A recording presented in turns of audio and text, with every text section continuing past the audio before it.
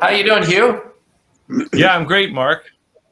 Excellent. Nice to see you again. Yeah, great to see you. This is very interesting, this project. Awesome. Yeah. Yeah, So, thanks a lot for putting it on, Mark. no We problem. appreciate it. Better. Yeah, thanks for being on. I know, Ed, you've been on a few of our events, which is great. Thanks for supporting it and all that. Yeah, I think I've been on every one that's been virtual, so. Well, they're actually, Gotta get, that's why they're getting rid of this digital service, because it sucks. We heard that, No, Signe. you're going to be Yeah. on. You do know your mic's on, right, Signe? Your microphone's hot. It's better because there's some stuff open. Well, that Right, shouldn't so make am a I- difference, Signe, because it works Doing? 90% of the time. You guys are running things, Hugh, or who's the host? Signe's the host, right? I think it's Signe and Richard are hosting, and I guess Chris, And it's completely. or I'm supposed to be on the panel, and You can't do Firefox. but it's like a new experience for me anyway. So I'm just trying to be flexible and maintain a positive attitude. That's it. Hey, Signe, can you hear me? Hey, Signe? She's gone. She can't hear us. All right. Ed, whereabouts are you located? I'm located in Owen Sound, Ontario. Owen Sound. Awesome. And Chris, you're downtown, right? Yeah, I'm in the Queen's Quay Bathurst on the waterfront. Yeah. Excellent. And have you guys met? Has Chris and Ed met, or Hugh and Ed? Or? No, not at all. How's it going? Hey, Ed. We're doing Hey, this how are you? live long Good. and prosper thing, How's Owen Sound? Did all the snow melt yet? Oh, yes. No, it's beautiful. Today it's like 19 degrees up here. Nice. 19. Very, very nice. Wow. So let's talk. I guess if you can give me just a quick snapshot on what you guys do music-wise and. Yeah. Oh. Okay. Okay. Right. So do you want to start, Hugh? Okay, I'll go first. I play bass, and I play other instruments. And what type of music genre? Well, I play all different genres. I'm currently in a country band, if you can believe it. Actually, we played Blue Mountain in October Nice. up here, and What's the name of the band? it's Matt Morrison. He's the singer, so I'm just the bass player. So Right.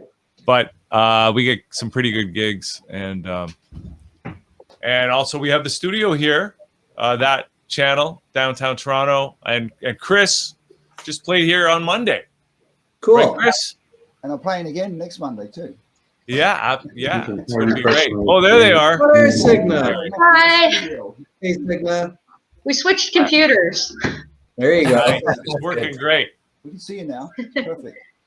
Okay, so I'm gonna let you take things away, right, Signe? Yes. Thank you so much, Mark.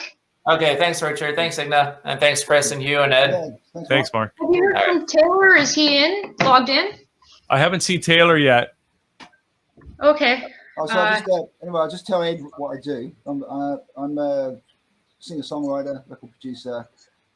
Produced Buffy St. Marie, Sinead O'Connor, some pretty big artists. Now living in Canada, a Canadian citizen since last year, and Right on. just spending my life just producing people and writing tons of music. So and doing as many concerts as I can. So I'm kind of well known as a producer, but not well known as an artist. So I'm working on that right now. And I play all these instruments. They're not for decoration. I'm a multi-instrumentalist. So I've been extremely busy during COVID because I'm a one-man band. Right on. So it's COVID's been pretty good for me, actually. Good. That's awesome. I got some instruments What too. about you, Ed? A bass. Oh, a bass and a guitar. There you go. Yeah, it's a bass. It's a Yamaha. Oh, great. Nice. Yeah. But more importantly, it's orange. It is orange. Guitars, come on. Speaking of bass players, I don't know if either of you know, or any of you know, David G. Rose. He was he was the bass player for David Wilcox. Okay. Oh, You might remember if you ever saw David Wilcox play, like back in the day, he had very long blonde hair and all of that. He lives up in Collingwood area now. Do you know Neil Chapman, by any chance? No. Oh, you're I now don't. in sound. Yeah, Neil's up in Lake Simcoe. But I used to play guitar in Buffy's band when I first started producing records for her back in '92. Right. So Neil Chapman was our bass player, but he's actually a really wicked, one of the best guitar players in Canada. So. Cool. The last guy, do you know John Diamond? I know the name. Gary Craig. Yep. Yeah. Well, I've been doing a lot of production with David Bray, and he uses a lot of really big time Canadian musicians on his records. So I managed to get to know a lot of people in a short time. So I'm from London, as you can tell, and most of my 18 connections were over in Europe. So when I arrived here in 2012, I had to just like network all over the place and just get to know. I got Rick Emmett to play on my first album, the debut Canadian album from Triumph, and Glenn Milchan from Blue Rodeo played drums on 10 tracks. So I managed to make connections really fast, and so it's quite good. But I've still got a lot to learn about Canadian music. Still meeting a lot of people, you know. Well, I can tell you the Canadian music industry is flourishing. I mean, in every genre. And of course, with COVID now, I think it's going to explode once we get open again. Believe it or not, my band finally got our first gig since January of 2020. In June the 20th. So fingers crossed that we're not locked down at that point. What's your band, Ed, and where's the gig? The gig is actually in Owen Sound. It's through the city of Owen Sound. They have a series called Harbor Nights, and it's on a Sunday night every week. You play from 7 till 9, and people just literally come out with a lawn chair and just sit down by the Marine Rail Museum. And different band, obviously every week it's a different band. And usually, well, before COVID, every time we played there, we would have probably maybe about 300 people. And but I'm sure they're going to physically distance and have chairs separated and all of that, so the numbers will be less. But it's just going to be great to get out and play again. Yeah. Absolutely. Yeah. I mean, it's been crazy. We've tried to do a couple virtual things, but it's just not the same, because I'm sure you know as performers, that's the kick, right? I mean, that's when you're looking out in the audience and you can't really see much because of the lights, but you can see people nodding their heads, tapping their feet, moving to the music, dancing, whatever. And, the more that goes on, that means it's a success, right? And yeah, I mean, I personally, as a lead singer in a band, I flourish on that. fantastic. Congrats. Yeah, Yeah. I'm getting pretty tired of playing to a screen. I do a Facebook, Can't see the audience. Facebook live show every Thursday night. In fact, my show starts right after this thing. So if you want to check me out, I'm on Facebook Live at 8 o'clock tonight. Oh, Okay. yeah. Where is that? Is there a link for that or something? Yeah, it's just Chris Birkett Band. You go to facebook.com and look for Chris Birkett Band, and then you'll see on my page, you'll see the video will start running at 8 o'clock. And I'm playing for an hour. I do a theme every week. Last week's theme was the blues, so I did a lot of blues music, and I invite artists to play on my show. So this week I've got 4 artists, guests playing on my show, but they all send in videos beforehand, and I put them on. So that's how it works. So this And is that a Facebook Live event, Chris? Yeah, Facebook Live event. Yeah. Okay, so I've got you here. I'll definitely check it out. Oh, great! Thank you. So it's this week's theme is angels.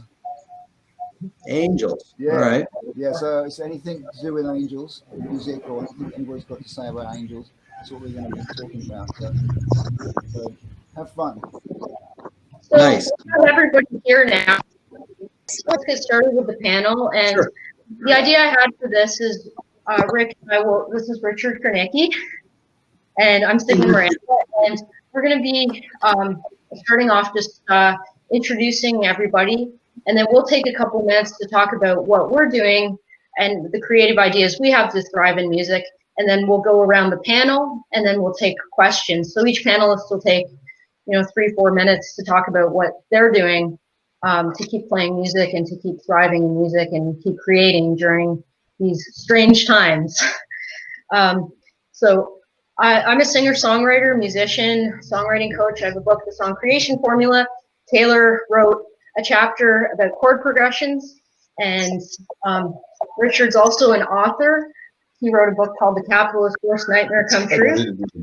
I know, it doesn't have to do with music. The Capitalist Worst Nightmare Come True, The Crucifixion of Capital. And There it is.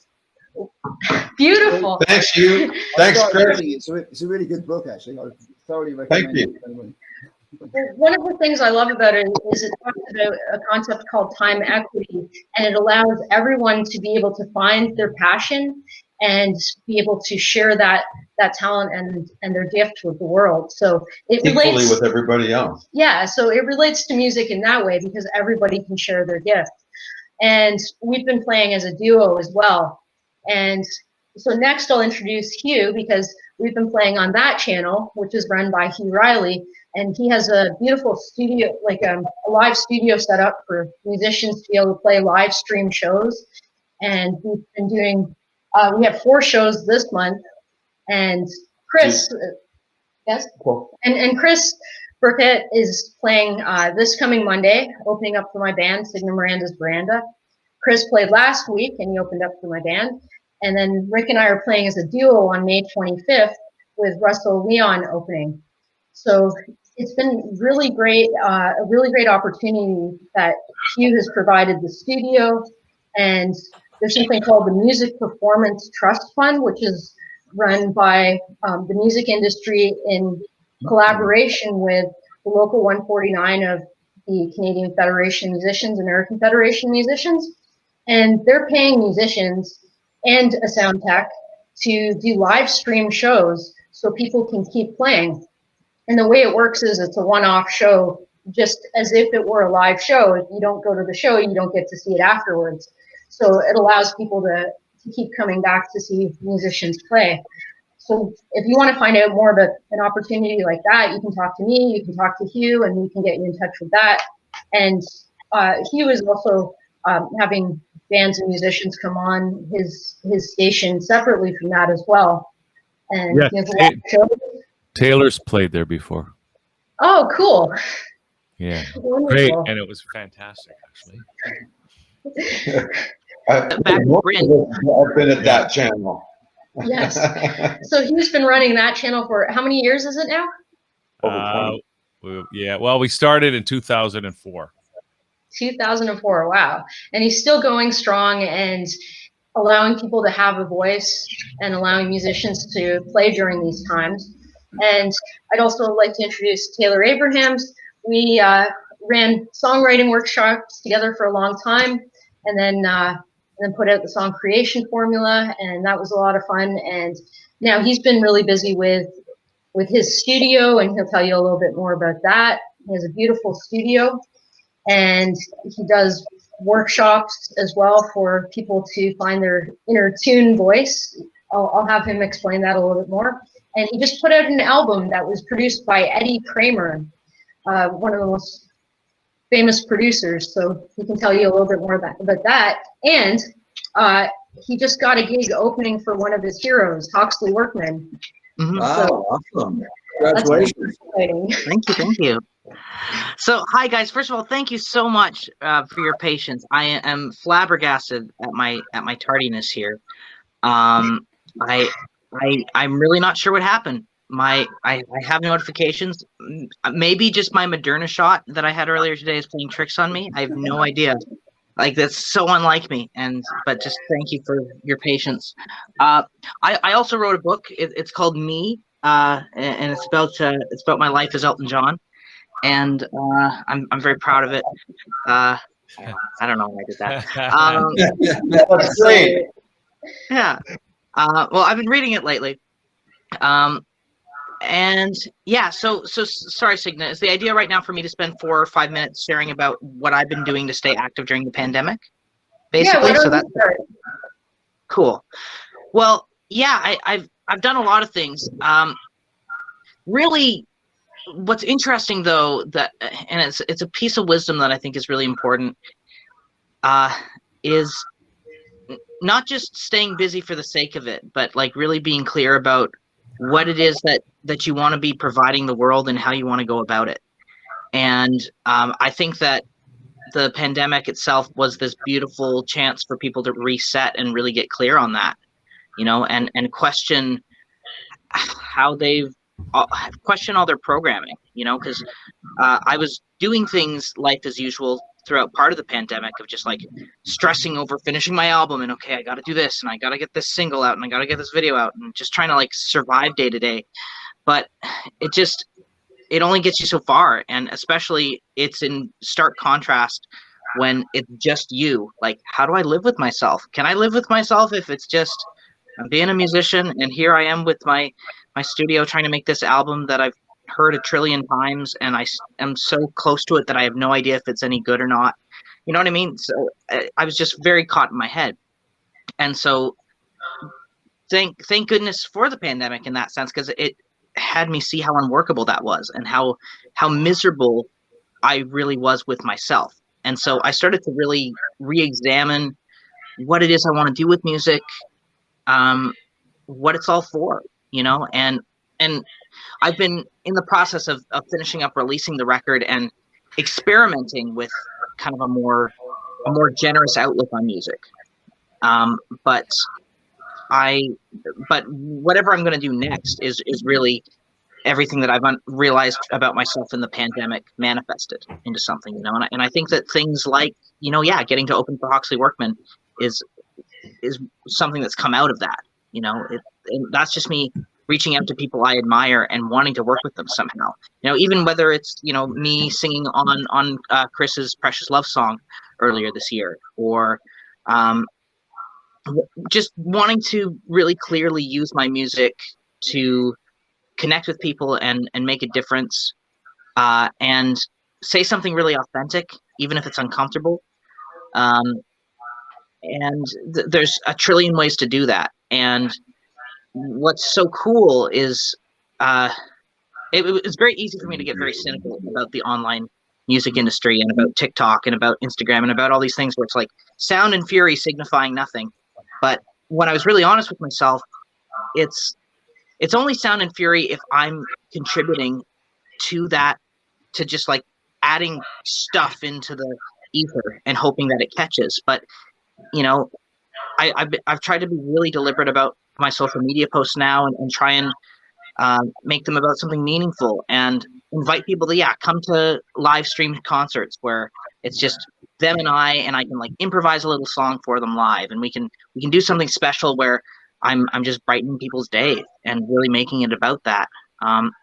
Or I'm gonna put out like a Strange Paul Simon cover later this month, not because I'm like, yeah, that's gonna make me famous, but just because it really touched me, and I think that it'll touch other people. And the way that TikTok functions, by the way, is so bizarre, when you really start to dig into it. Like early on in the pandemic, I had a video randomly go viral and I couldn't replicate it because it was me at a beach for 6 seconds singing into a phone. It's like there was no thread. And if you want to build an audience on TikTok, you got to have some kind of thread. You almost have to figure out what your own little mini series is that you're going to be doing and post that. And then TikTok will try it in front of a wider audience and stuff like that. Because it's thinking, how do we keep people addicted? We give them one viral video and then they'll keep posting. They'll post 50 other videos for the chance of another viral video, So it's TikTok. It's like, it's almost the less thought you put into it and the more authentic you are, the more freeing and kind of fun it can be. So I'm just figuring out like what would be really fun for me to do on that, you know, in addition to just like little snippets of my songs, but like how do I use this in a way where I'm not kind of being part of the problem? And I think that there is a way to use social media and this position that we've been in to not be part of the problem, as long as, you know, we have generosity in mind.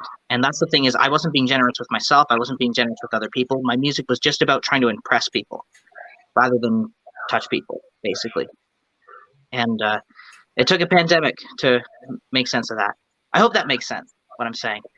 But yeah, I think at the end of the day, you know, music is supposed to give you pleasure, right? I mean, yes, I mean, it's great to have fame and fortune and whatever else, but I mean, let's face it, it's all about you. I mean, you got to do what gives you a kick. And I mean, for me personally, that's the one thing I agree with you 100% that the pandemic has brought out. You all of a sudden have a lot more live streams happening, and you get those neat moments with artists. Like you said, like doing a Paul Simon cover or doing something that's really cool, which is what I'm really into. Like, I mean, sure, there's lots of great music out there that gets played over and over again, but it's when you go live and see that band and all of a sudden they do this really interesting acoustic cover of one of their songs or somebody else's song. And that's the wow moment to me personally. And I mean, as an artist, it's taking a chance. Yeah. Yeah, for sure. And you have to really do it for yourself.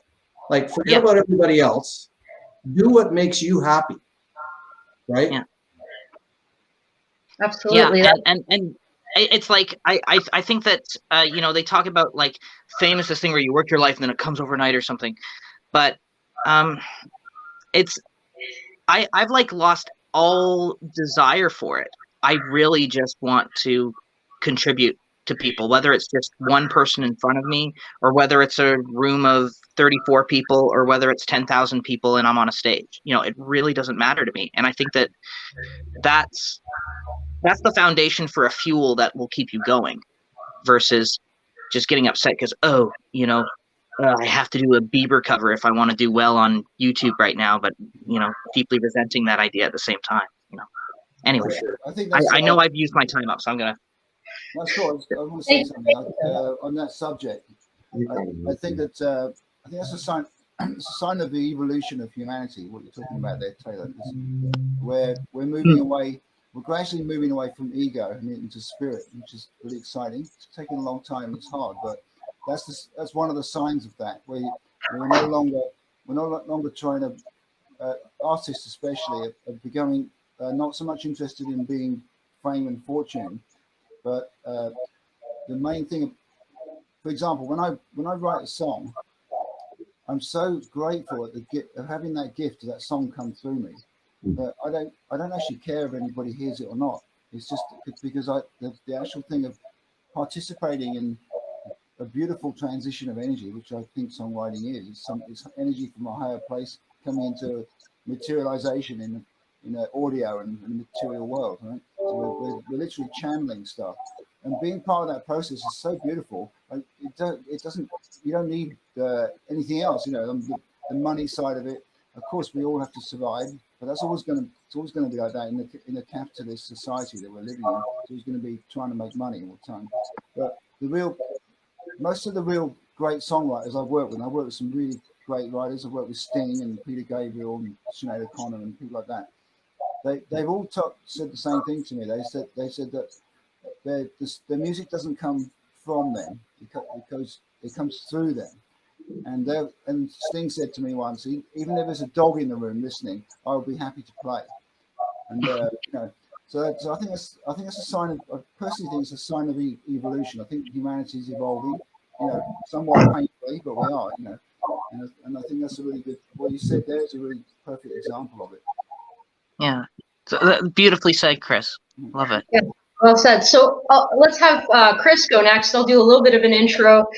Chris is a singer-songwriter and a producer, and his productions have sold over 100 million albums. His name's on 100 million albums. Yes, and he's won Grammys and Junos as a producer, and he's worked with some phenomenal people. Sinead O'Connor's hit album, he produced that, and Buffy St. Marie, I believe 3 albums, and built her studio.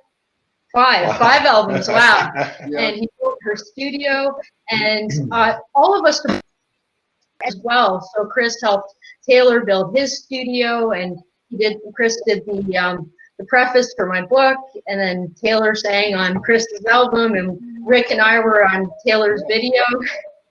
So Yes, and the funny thing is, no money changed hands, and we all helped each other. How about that? Absolutely. That's really positive, right? I'll turn it over to you, Chris, to talk about what it is that you're doing during these times to thrive in music. Yeah, okay. Well, as I mentioned earlier, I have this rather fortunate. I'm in a rather fortunate situation that I play lots of instruments, so I don't have to work in a team.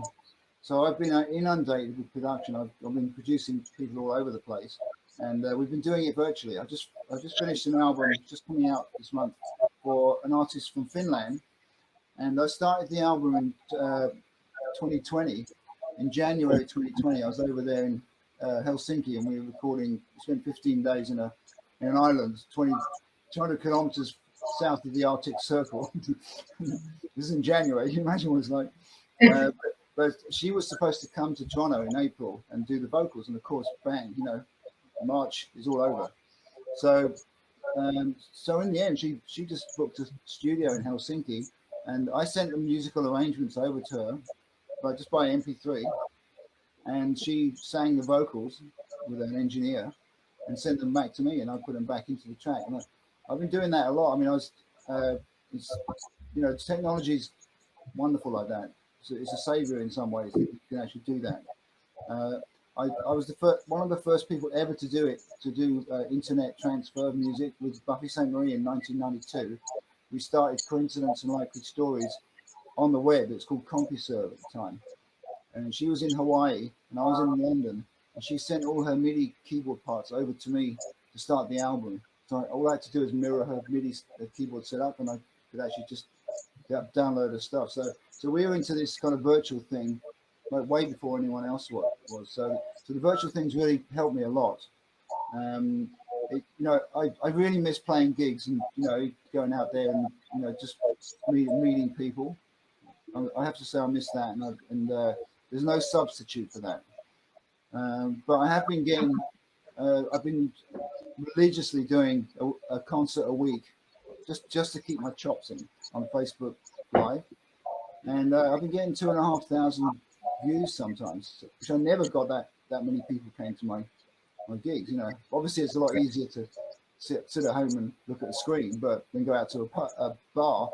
But so COVID hasn't been a negative thing for me. I know the thing about COVID is obviously going to be a proliferation of babies, divorces, and liver transplants. So that's the kind of what's happening, and a lot of people are breaking up because they're realizing that the person that they thought they loved, and they're stuck in the same space with them all the time. They realize they actually don't like each other, and I know a lot of people are having a lot of problems like that. So that seems like a bad thing, but it's actually not a bad thing. It's a point of evolution. If you're not with the right person, if you're not spiritually or soulmates, if you like, whatever you want to call it, then you should really break up anyway and move on. And I think it's a good test. COVID's been a really good test for that, the strength of relationships. And Chris, how long have you been doing the virtual type producing? Like, is it just since COVID or from before already? No, I've been doing it since 1992, on and off. Like I recorded my second solo album called Freedom in my studio in Paris when I was living over in France. And Tony Visconti, who's a producer, David Bowie's producer, he played bass on my album. We did the same thing. I sent him a couple of tracks over, and he did the bass and sent me the full quality sound files back. So I've been doing that for a long time. What I would really like in terms of technology is to be able to do that in real time without any latency. I know there's a program called Jamulus, which is quite good. It works, but it's very complicated. You have to have like all IP addresses, and then the other person has to do that too, and it's not easy to set up. So I'm waiting for some technology to evolve where you can actually go on, say, Facebook Live and have people playing with you in real time. That would be wonderful. But obviously, it's no substitute for being in a room and jamming. You know, like I was at Hugh's place on Monday and saw Signe's band. It was great to see people playing together again, you know, in the same room. It's wonderful. But you have to make the best of what you've got. Now, so for me, COVID hasn't been a serious problem. It's actually made me think outside the box and in a more creative way how to do things. And I'm producing an artist who lives out in Cochrane in Alberta right now. True Guy Stefan. He's going to be on my show tonight. It's in the video, and he's a beautiful songwriter. And he's just sending me acoustic guitar and voice, stereo mix. He's doing in his home studio, and I'm just taking that. I'm playing with that, not touching it. I'm not messing with the timing, not putting it onto a click or anything like that. Just playing with that, and it's working really well. So it's you know, it can be done. You can be creative. You can keep going. I mean, Taylor's like incredibly talented, wonderful singer. He sang on some superb backing vocals on my last single, Precious Love. He did a great job. We did it the same way. He didn't come to my place. That whole record was done virtually. We got Paul DeLong on drums. We got Gene Hardy on sax and Bill King on keyboards. And none of us are in the same room. You know, we all came together on the record. So you can make it work. You just have to use your imagination a bit more. Yeah, you just have to adapt for sure. Yeah. So let's take a few minutes for Hugh to talk about what he's doing as well, and then we can get to some questions. Well, that needs to come back on. Oh, sorry.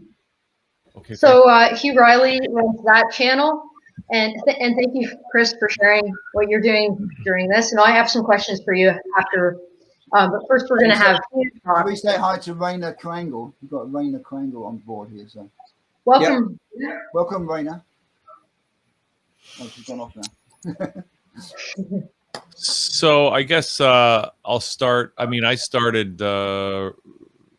My first instrument was cello when I was in grade 5,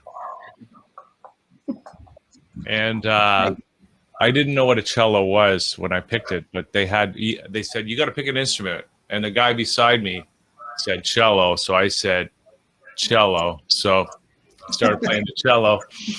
I remember getting on the bus in a blizzard, you know, as a grade 5, not that big guy carrying this giant cello onto the bus. I did that until grade 8. In high school, I started playing the trumpet. And what's interesting is I find that your personality adopts to whatever instrument you're playing. And when I started playing trumpet, you know, the trumpet players are sort of the smart-ass comedians at the back of the orchestra, right? Yeah. And, you know, and that's the kind of guy I was in high school. But I had a bunch of friends that were like playing in rock bands, and I was just interested in that. And so I think after my first summer job, I went out and bought a synthesizer, and I taught myself how to play, you know, because keyboards is just buttons, just pressing buttons. Yeah. And then I started writing songs, and then I bought a 4-track. I was inspired by Nash the Slash because he had a thing on TVO. Remember, he had that 4-track machine, that TAC 4-track. So I went out and got one of those and started composing multi-track stuff in my bedroom when I was still living with my parents. And then I would have to learn, you know, if I wanted to do a guitar track, I'd have to play the guitar. So I tuned the chords so that I could just make bar chords, and then I would just write melodies and play what sounded good to me, right? And anyway, and put a band together, played our giant high school auditorium. And when I came to Toronto, because I'm not from Toronto, in a sense, that channel is really stems from my wanting to do music. Because I thought, if you're gonna, as you go forward, how are you gonna get your music played? Well, it's better to be the media, because then you can make sure your music is played, right? So in a sense, that was at least one of the driving forces behind starting that channel, which was originally That Radio, and we still have That Radio, thatradio.com. You can tune in right now and hear some great music. And also, it's been a big part of why we're currently offering, we have a stage where bands can perform. And I want to make sure it sounds good.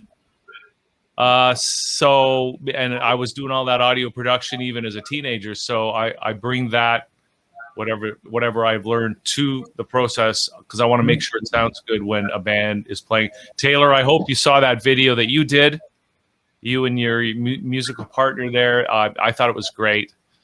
Unfortunately, I'm not sure if there's still a copy of that. I don't know if you have one, but we just got our YouTube channel taken down. So Really? Yeah, because the censorship is getting bad. It's not like we're trying to hurt anybody at all. We're just trying to help people and get the word out about things. But yeah, YouTube took the channel down. So all those videos of yours and everybody else, all those great artists that we've had in the station over the years, is now gone thanks to YouTube. Wow. And you guys didn't have a backup anywhere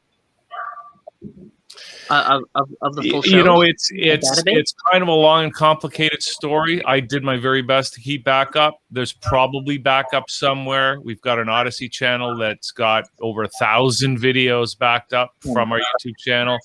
I've had some hard drives where I was keeping stuff have failed. Yeah. I'm hoping to get it all back somehow. But some of the stuff just didn't get archived over the years. Yeah, I mean, we've been doing it for so long. You know what I mean? I might have archived it myself, my performances. I can check for that. It's plausible, for sure. Okay. Well, great. Well, hopefully you got some of that stuff, because we've had so many great live performances over the years, and I tried to make it sound all as good as possible. And now we've got the live. We just put the live streaming stage together over the last year. It's working great.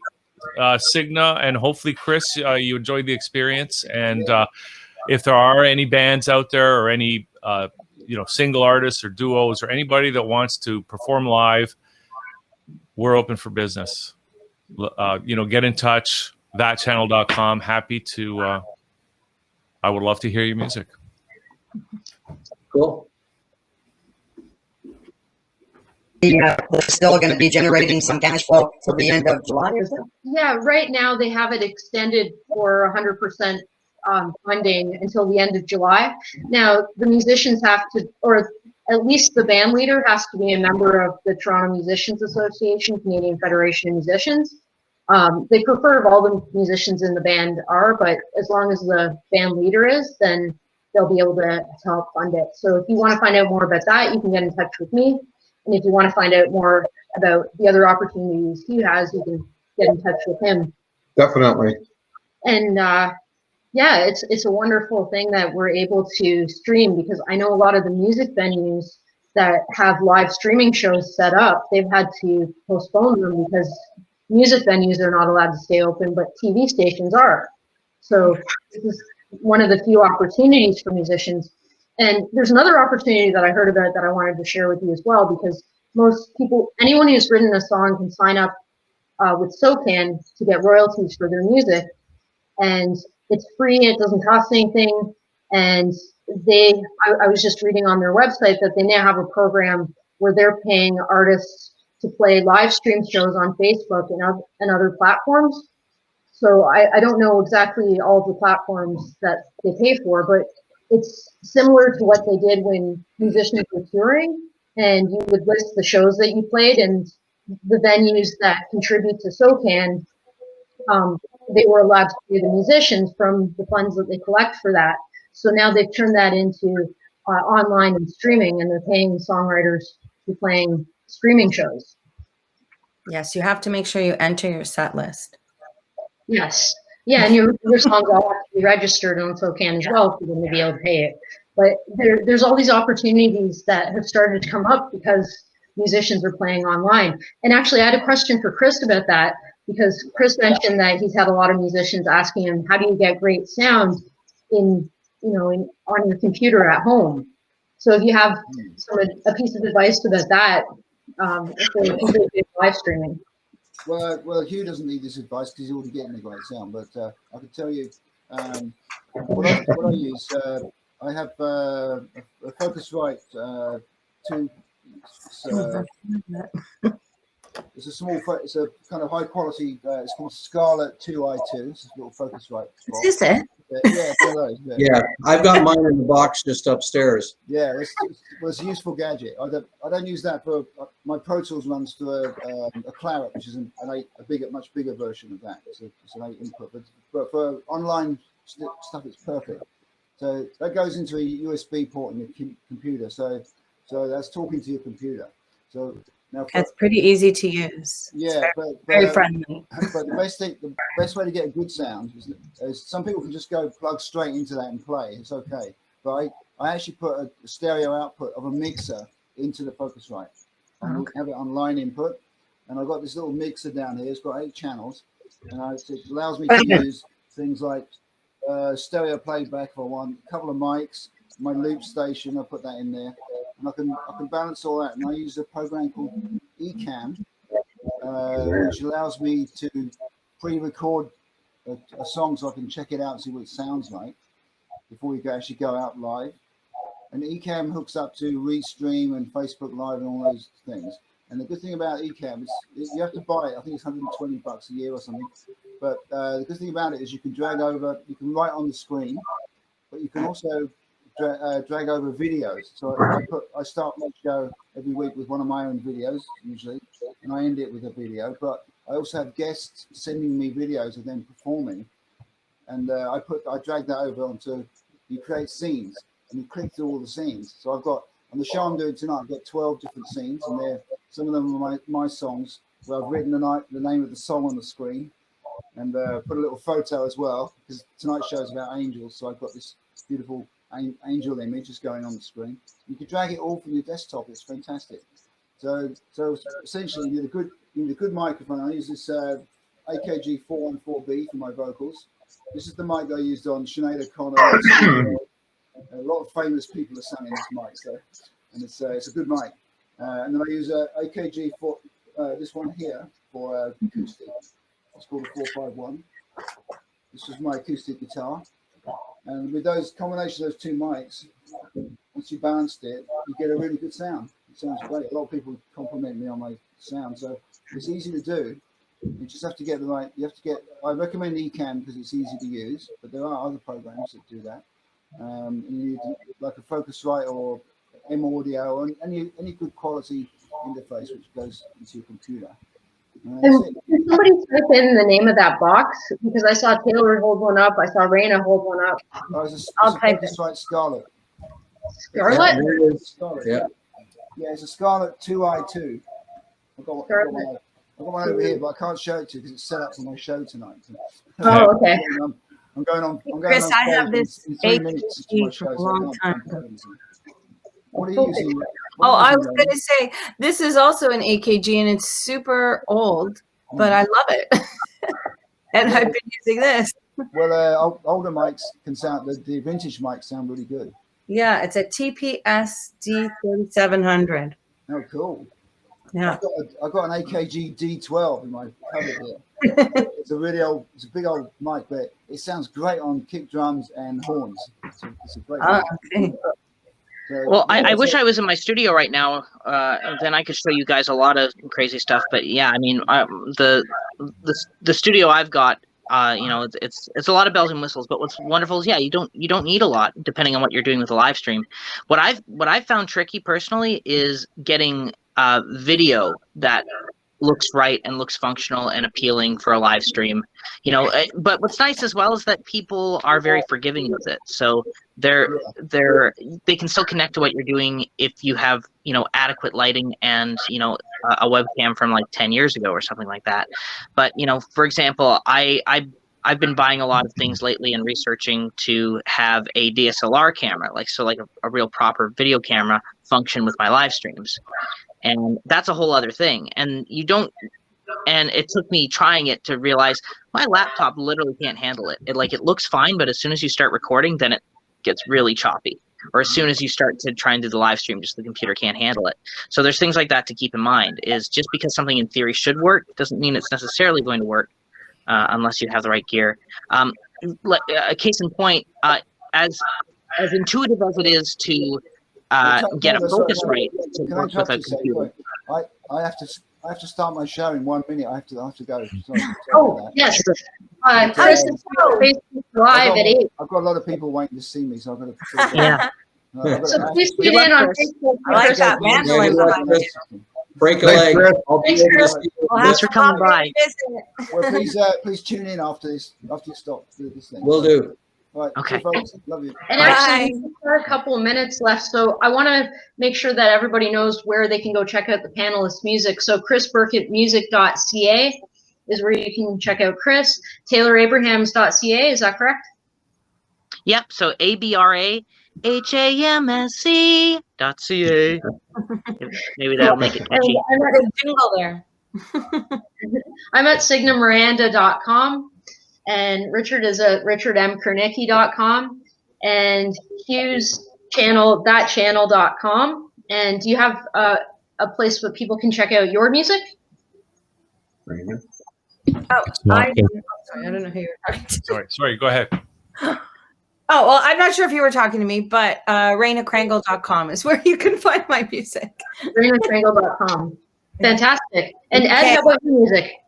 Well, I'm just actually new to the writing game. I've been to the performing game for years, well, since 1982.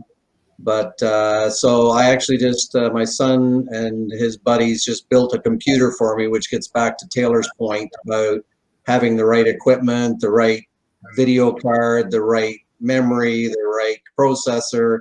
If you don't, your videos will die on you. And so anyway, so I'm like I say, I'm just sort of new to the whole writing game instead of just performing.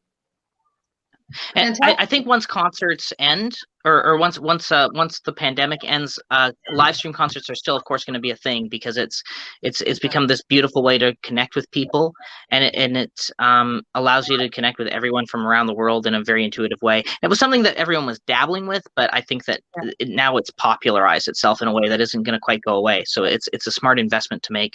If we have 1 second, I just wanted to say that an important piece of gear to get if you're trying to live stream through your phone, which is a very common thing to want to do, is, you know, I've done lots of things with like a pro engineer where we're using a mixer and we're getting it into my phone, and just magically it doesn't work, and there's absolutely no reason why that we can pinpoint to.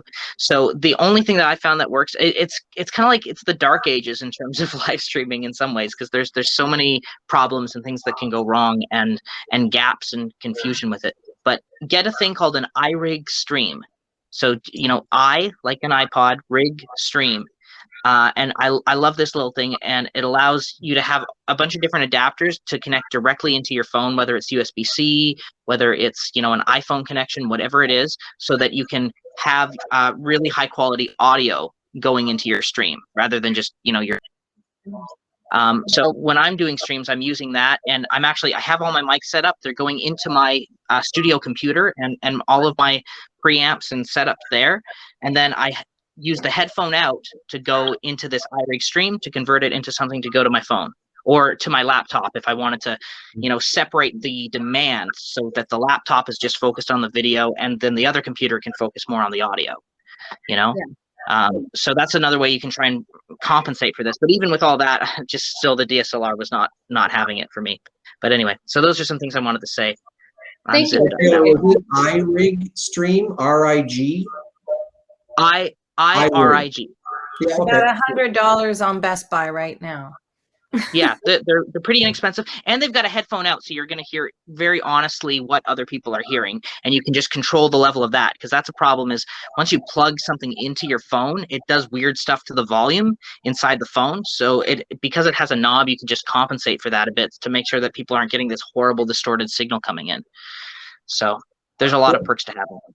That's great. And I just wanted to mention Catherine Thompson wasn't able to join us with video, so her music can be found at facebook.com/cats cupboard, cats cupboard, CATSCUPBOARD. And Chris Birkett produced her album. So I just wanted to put the tie in there. And she mentioned earlier in the chat board that she knows someone using Jam Kazam for jamming with people on the internet. So that's another one. And I think Chris mentioned Jamulus. So there's a lot of things with jam in the name. There's even these fancy boxes that kind of act as little routers that as long as they're like spread out enough, it gets really close to zero latency when you're trying to jam with people online. But I still just think in principle, we shouldn't make that the norm, or else kind of like the world will become the Matrix and the robots win. You know, I want us to all still connect with each other. So I don't want zero latency live streaming jamming with people. You know, as kind of beautiful as that sounds, it's also, I don't know, it seems like a problem too. I'm curious, you know, I see a lot of videos of people posting all these wonderful creations with boxes of musicians, and I mean, is everybody a pro on Final Cut right now, or am I just late to this game? Because like I don't have time to figure it out. And I mean, is there any other like, I mean, I guess there's Screencastify, or I don't know what programs people are using to put video out and text all over it and making it look so great. I am flabbergasted too at where people find the time to do what they're doing. I think that you might just get very good at managing your time, and it comes back to being really clear about what you're passionate about, and then you just can't help yourself but throwing yourself all into something, you know. But yeah, I know what you mean. I think Fiverr, if you can find someone on Fiverr to help you out, you know. I found some virtual assistants for very cheap. That's been actually a great thing throughout the pandemic. Finding people who are willing to do some of the things. It's hard to figure out what to really delegate. Things that you think you can turn out disastrously, you know. But you know, just sending direct messages to people with my music videos and news about me and encouraging them to join my mailing list, I found to be infinitely more effective than, say, like advertising on Facebook or, you know, trying to do all these other things, because they're deliberately set to force you to pay a ton of money to have anyone get your message, you know? So literally people will have 30,000 followers on their Facebook page, and then they're posting stuff that's getting like 2 likes. Like it couldn't be more obvious that they are deliberately withholding, you know, the content from the people who want to see it. So with sending direct messages, you know, you can personalize a bit, you can make something sincere, and make sure that people are hearing about things. And no matter what, you know, mailing lists are like the last bastion of democracy on the internet in some ways, you know. So that's the best way to just communicate with people, you know. If they've genuinely joined of their own volition, I feel like you've got like a 50-50 shot of every person on that mailing list opening the message and learning what you have to say. So those are great odds for just making a message to send out there. You know, it's not a way to expand your list. Obviously you need the other things, but anyway, so I've taken a role of that during the pandemic as well, and other things which I probably don't have time to explain, but that's Taylor, with your virtual assistants, I was curious because I'm overwhelmed and don't have as much time as I'd like to. So I did want to delegate to things like, okay, you have a Facebook shop and then you're trying to sync it to your Instagram shop, but they accept singles and they don't accept other singles, and I can't figure out why. And they say it's digital. Like who can you get to help you with all these different platforms, or like, are they even worth being on anymore? It's like, you know what I would say is to think of it like if you were on the internet, how would you want to be marketed to? And how would you want to experience something, you know? And I think of those few artists that I have made a real connection with through the internet, and how I've discovered them, and how I've gotten on their mailing lists, and how I've gone through all this. It tends it tends to be something pretty harmless. You know, there's a trillion different features and things being bombarded at us. Yeah, But and it keeps I think changing. I can't keep up. yeah, and it's always changing, and I think it's just about choosing the things that speak to you and throwing yourself into them.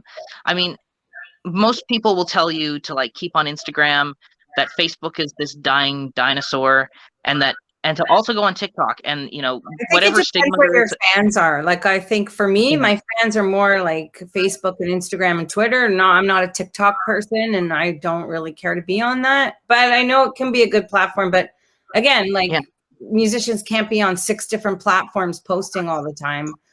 But what we can do is we can make content that we can make in such a way that it's digestible into the different platforms with relative ease. You know, so if you're making you know, say you do a live stream concert, then you split that up into clips for Instagram, and then you can also split into clips for TikTok. As long as you understand the quirks of how to size those things, and you know, probably adding subtitles to them, because it helps for inclusivity on the internet. Then I think that that's a really good thing to do. But believe me, I'm struggling too to figure out how to make all this work, because I'm also, you know, I'm really I'm just trying to make it about where my heart lies. And one thing that I've really discovered throughout this pandemic is how much I enjoy co-writing with people, and deliberately to, you know, try and write hit songs with people and things like that. And not because of the money, because that's not a reason to do something, but just because it's like I can communicate a message to a ton of people that way, maybe, and make it a really beautiful, authentic message. And I love that idea of kind of Trojan horsing the truth into pop music.